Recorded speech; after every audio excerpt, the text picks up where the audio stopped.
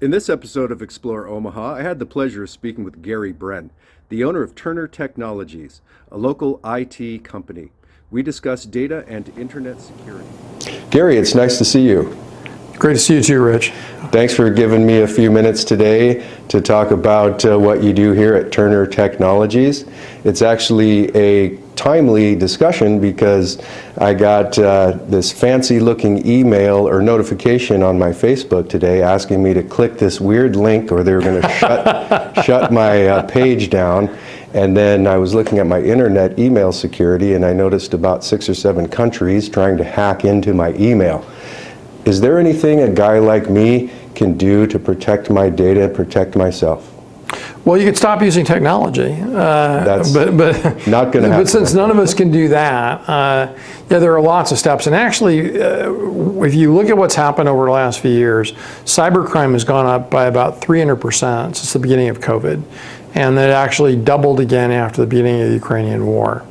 And there are a lot of small businesses that think they are, a lot of individuals who think they are not targets.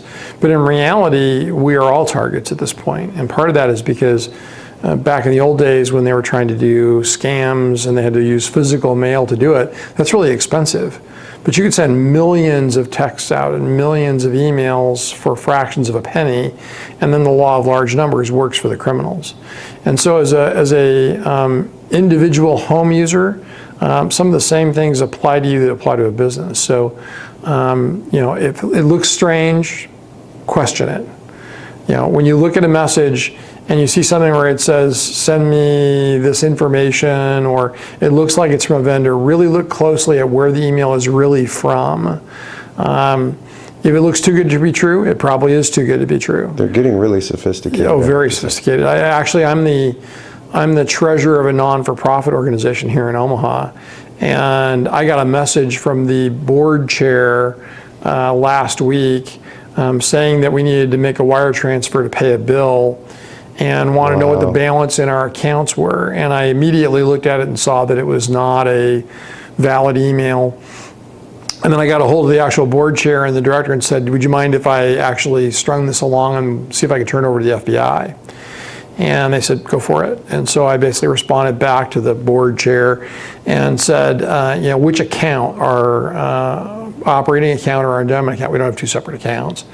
And he said, well, probably operating account, how much money is in it? And I said, $100,000. He goes, well, we need a $4,000 transfer. Can you send it to this address on Zelle? And I said, well, no, Michael, no, we can't do that. You know, we don't do Zelle, it violates our policies, but I can do a wire transfer or an ACH. And if you give me the information, I'll get right on and get it taken care of. Well, a few hours later, they sent me an actual valid account at a bank and sent the transaction in my direction so I could do the transaction. And then I came back and told them it was too late that night because I'd gone home and I could only do it from my work computer. And then I turned over the information to the FBI the following morning. Excellent. We need more guys like you. Well, and the FBI tells you if you get some kind of event, they want to know because there's no problem for us turning it in, and it helps give them information to fight the criminals. You know, most attacks happen against email. But the other thing is your best security for email is most email systems allow you to turn on 2-factor authentication.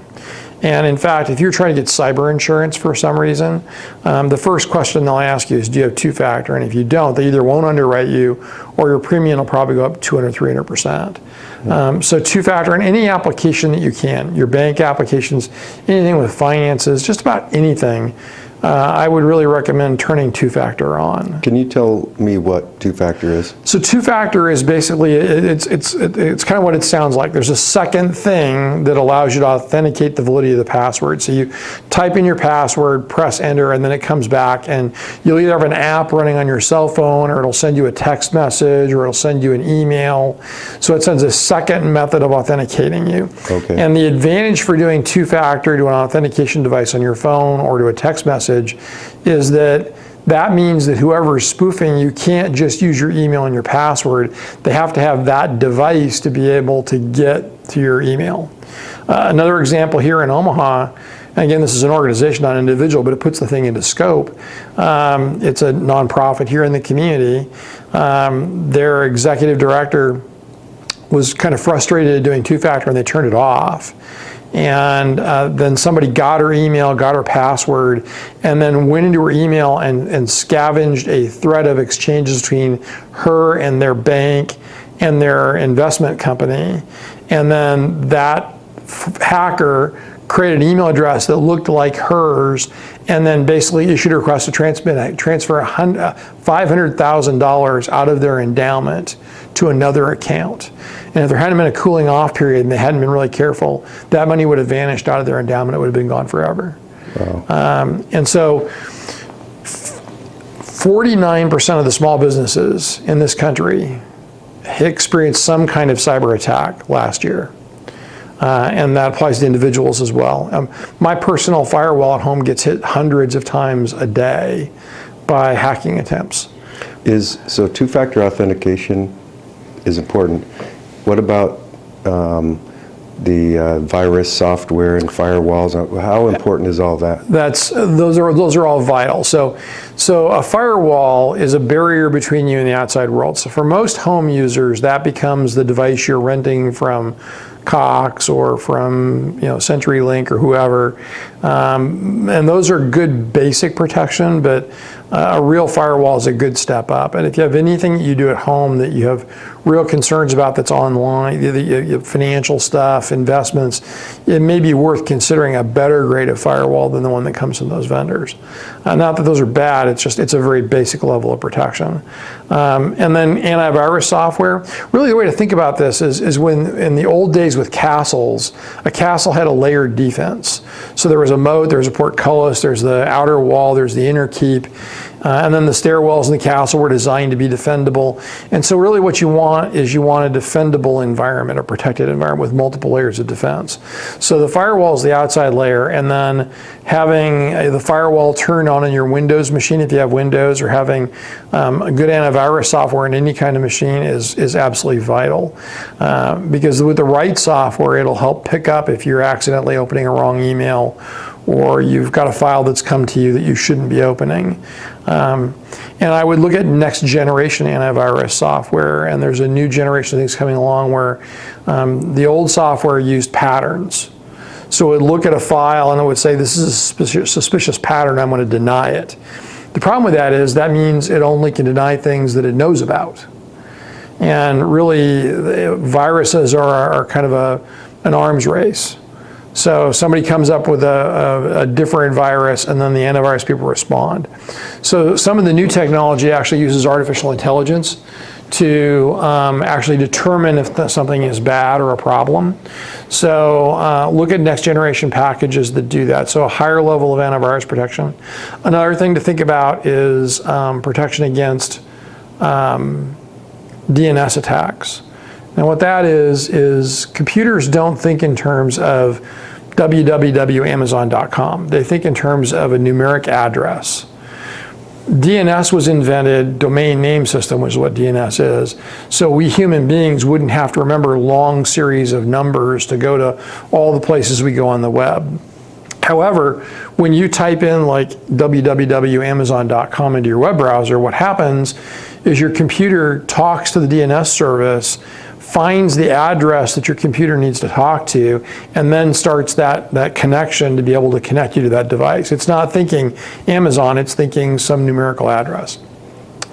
DNS, though, is frequently used and abused for attacks, and a lot of attacks that occur are from misuses of DNS. And so DNS filtering and content filtering, and there is software for individual users that does both DNS filtering and content filtering that's worth considering as well, too.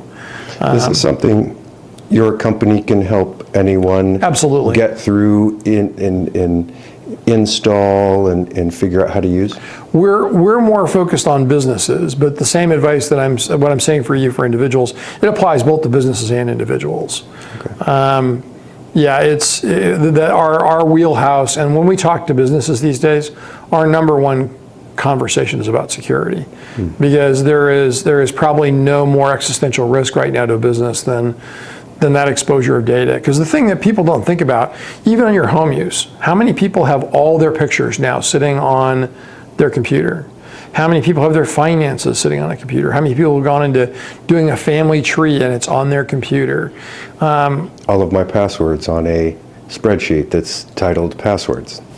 That's a separate conversation. You know, the thing is, people don't think about the inherent value of what that data is.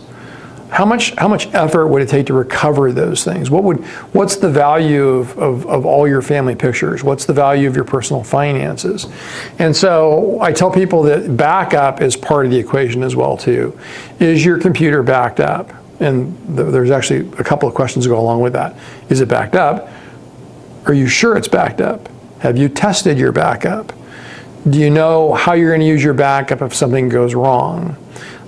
We know a company that they have an on-site IT person. We only help them when they have something exceptional they needed to do, and they needed to put in a new backup environment for their network at their office.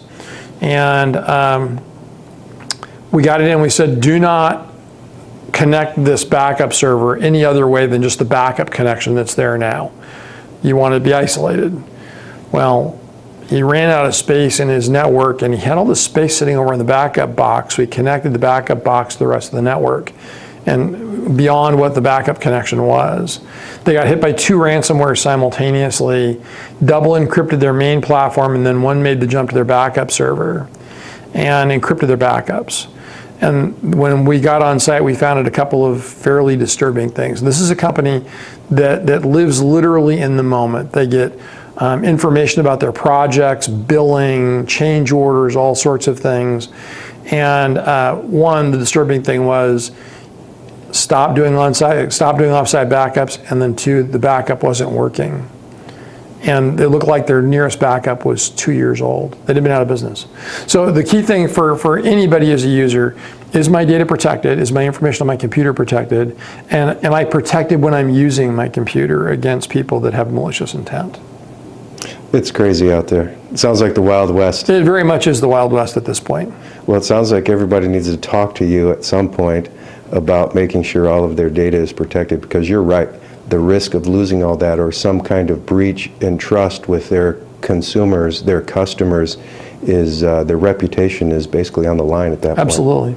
And we'd be happy to talk to anyone, and even if it's a home user, that's not our normal wheelhouse, but it may be a fit, and if not, we can direct them where to go. Well, this has been great. This is a ton of information. I wish I could dig into each of these topics a little more. I'm sure there's a lot more you could share with us, but this has been a great first step in understanding internet security, and I really appreciate your time today, Gary. I appreciate your time too as well, Rich. Thank you. Thank you.